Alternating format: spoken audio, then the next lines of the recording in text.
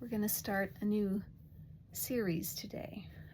This is one book collection, but it has a lot of small stories in it. And so I thought it might be fun, instead of listening to a chapter of a book, you can hear the whole story in one video.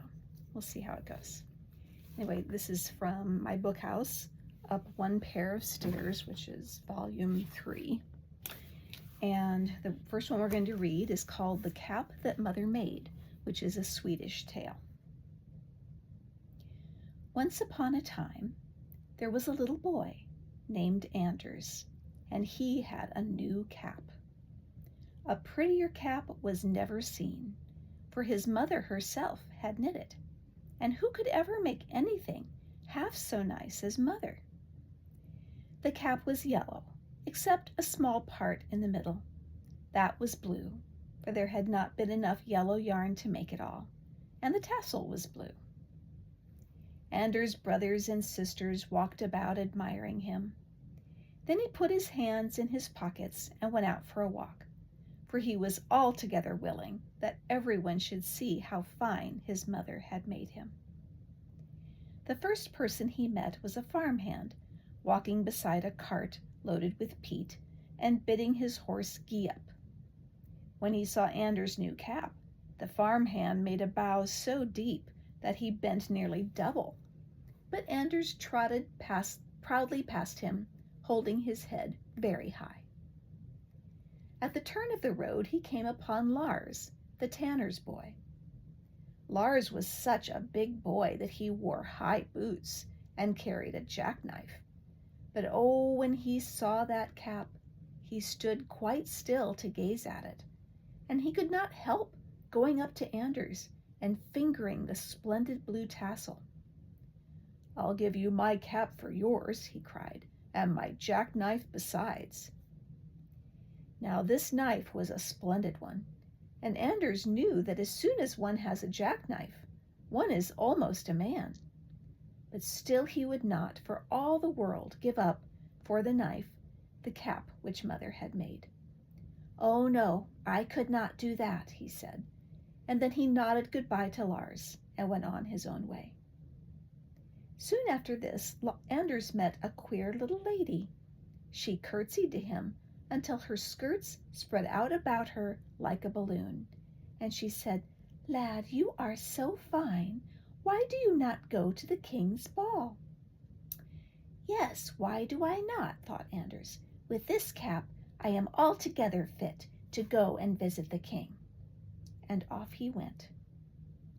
In the palace yard stood 2 soldiers with guns over their shoulders and shining helmets on their heads. When Anders went to pass them, they both leveled their guns at him.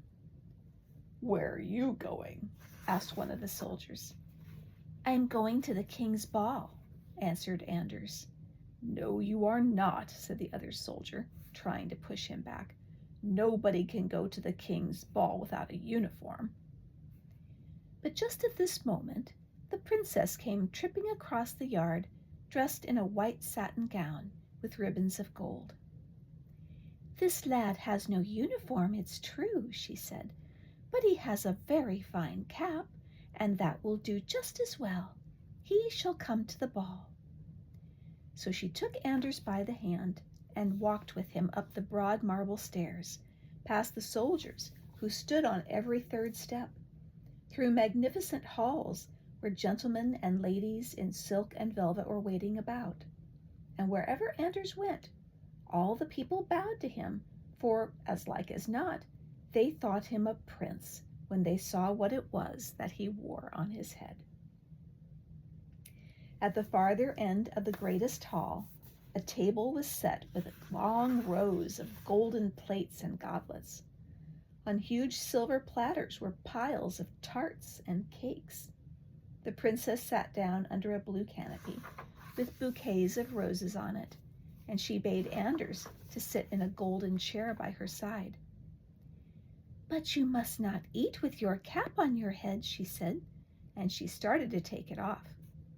"Oh yes, I can eat just as well with it on," said Anders, and he held on with it with both his hands, for if it were taken away from him, he did not feel sure he would ever get it again. Well, well, give it to me, begged the princess, and I will give you a kiss. The princess was beautiful, and Anders would surely have liked to be kissed by her, but not for anything in this world would he give up the cap that Mother had made. He only shook his head. Then the princess filled his pockets full of cakes. She put her own heavy gold chain around his neck and bent down and kissed him. Now will you give me the cap? She said. Anders moved farther back in his chair, but he never once took his hands from his head.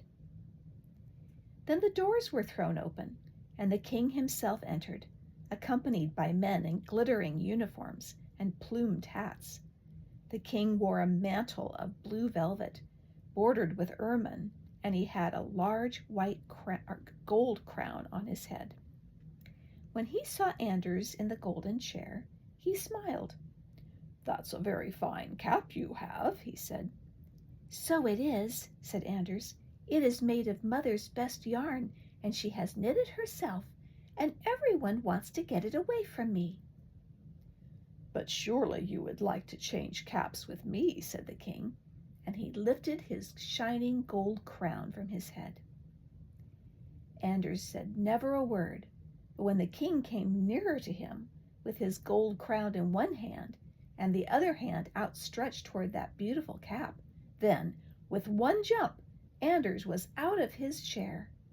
Like an arrow, he darted out of the hall, through the palace, down the stairs, and across the yard. He ran so fast that the necklace the princess had given him fell from his neck, and all the cakes rolled out of his pockets. But he had his cap. He had his cap. He had his cap. With both hands, he clutched it tight as he ran back home to his mother's cottage. "Well, Anders, where have you been?" cried his mother. So he told her all about what had happened. All his brothers and sisters stood and listened with mouths wide open. But when his big brother heard how he had refused to give his cap in exchange for the king's golden crown, he cried out, "Anders, you were foolish. Just think of all the things you could have bought with the king's gold crown. Velvet jackets and long leather boots and silken hose and a sword. Besides, you could have bought yourself a much finer cap with a feather in it." Anders' face grew red, very red. "I was not foolish," he answered. "I could never have bought a finer cap, not for all the king's crown. I could not have bought anything in this world one half so fine as the cap my mother made me." Then his mother took him on her lap and kissed him.